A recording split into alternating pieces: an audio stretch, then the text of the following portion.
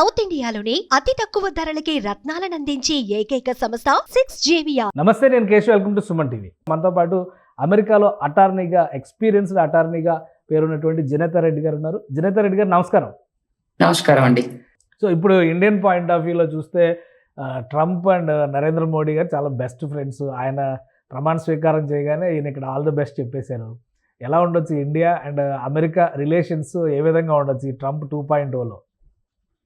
I think అది positive గా అనుకోవచ్చు మనం. అంటే ప్రీవియస్ గా చూసుకున్నట్టు లాస్ట్ టర్మ్ లో ఇప్పుడు మోదీ గారు ఒకసారి వచ్చినప్పుడు ఆ స్టేడియంలో they had a very good rap. అంటే ఆ బాడీ లాంగ్వేజ్ కానివ్వండి, అది ట్రంప్ కూడా ఇండియాకి వచ్చారు వెరీ షార్ట్ టైం కి. సో నాకు తెలిసి మంచి రిలేషన్స్ ఉంటాయి ఇండియాతో.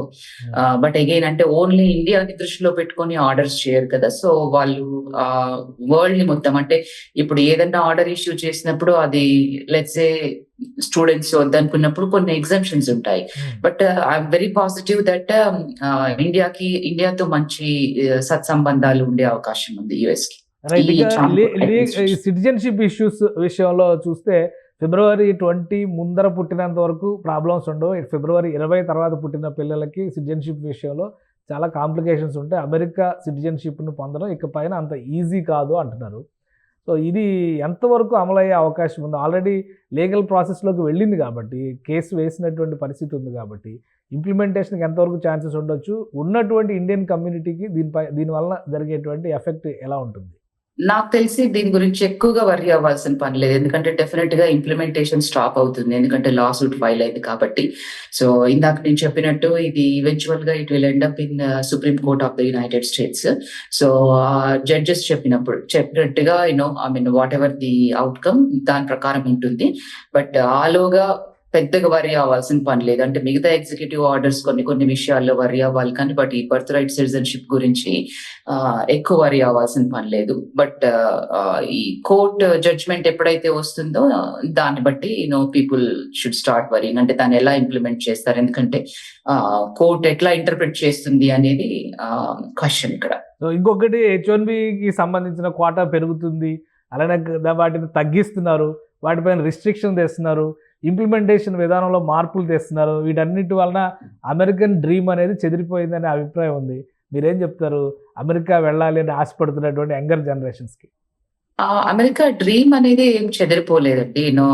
కొన్ని సడలింపులు ఉంటాయి, కొన్ని స్ట్రిక్ట్ గా ఉంటాయి రూల్స్ రిలేటెడ్ టు H1B. అంటే మనకి బైడెన్ అడ్మినిస్ట్రేషన్ లో చూసుకున్నప్పుడు ఏంటి అని అంటే కొన్ని రూల్స్, అంటే ఇప్పుడు అన్ని క్లయింట్ లెటర్స్ కానివ్వండి, వెండర్ లెటర్స్ ఇట్లాంటివి అన్ని కొన్ని అంటే వాటికి ఇవి మ్యాండేటరీ అని చెప్పలేదు. సో అట్లా ఫైల్ చేయడము, అప్రూవ్ అవ్వడం. సో ఇప్పుడు ఏంటి అని అంటే మళ్ళీ ప్రీవియస్ మనం ఫోర్ ఇయర్స్ ఫస్ట్ టర్మ్ లో ఏదైతే చూసామో ట్రంప్ అడ్మినిస్ట్రేషన్ లో, we are just going back to that. అంటే people are already use to, అంటే ఆ ఫస్ట్ టర్మ్ లో ఏమేమి కావాలి ఏంటి, కొన్ని హార్ష్లీ రిలేటెడ్, అంటే ఎక్కువ RFEs రావచ్చు H1B ఫైలింగ్స్ ని. ఇప్పుడు కంప్యూటర్ సైన్స్ రిలేటెడ్ జాబ్స్ కి మెకానికల్ పర్సన్ అప్లై చేసినప్పుడు, సివిల్ ఇంజనీరింగ్ పర్సన్ అప్లై చేసినప్పుడు ఏంటి అని అంటే వాళ్ళు గో త్రూ అవ్వకపోవచ్చు వాళ్ళ H1B. ఎందుకంటే స్పెషాలిటీ ఆక్యుపేషన్ ని స్ట్రిక్ట్ గా ఆ రిలేటెడ్ ఫీల్డ్ బ్యాచిలర్స్ డిగ్రీ ఉండాలని ఇంటర్ప్రిట్ చేశారు ట్రంప్ ఫస్ట్ టర్మ్ లో.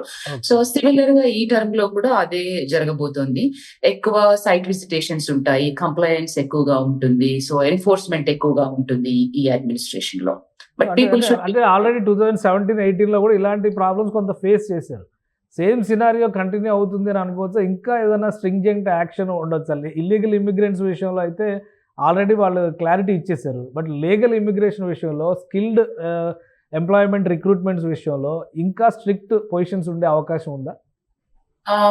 ఒక విధంగా అంటే ప్రీవియస్ అడ్మినిస్ట్రేషన్ లో ఉన్నదే కంటిన్యూ అవ్వచ్చు. ఇంకా స్ట్రిక్టర్ రూల్స్ ఉంటాయి అని నేను అనుకోను. రీజన్ ఈజ్ అంటే ఇప్పుడు గవర్నమెంట్ ఎఫిషియన్సీ ఇన్ఛార్జ్ ఇప్పుడు వివేక్ రామస్వామి కానివ్వండి, ఈలాన్ కానివ్వండి, వాళ్ళు ఉన్నారు. So Elon is positive towards the H1B అని అంటే మేబీ అదొక రీజన్ అనుకోవచ్చు. బట్ ప్రీవియస్ అడ్మినిస్ట్రేషన్ లో ఉన్నప్పటి ఆ కంప్లైన్సెస్ ఎట్లా ఇంటర్ప్రిట్ చేశారో ప్రీవియస్ గా అవి ఉంటాయి. సో మనం ఎక్కువ ఆర్ఎఫ్ఈస్ చూస్తాము. ఇప్పుడు స్టేట్ డిపార్ట్మెంట్ అంటే వీసాస్ కి కాన్సులేట్స్ కి వెళ్ళినప్పుడు కూడా ఎక్కువగా 221Gs వచ్చే అవకాశం ఉంది. సో ఇలాంటివన్నీ ముందుగానే ప్రిపేర్ అయి ఉండాలి. రైట్ థ్యాంక్ యూ జినేత గారు, మీ అభిప్రాయాన్ని తెలియజేసినందుకు. ఇది special interview. Keep watching. Suman టీవీలో మీ పర్సనల్ అండ్ బిజినెస్ ప్రమోషన్స్ కోసం కింది నెంబర్కి కాంటాక్ట్ చేయండి.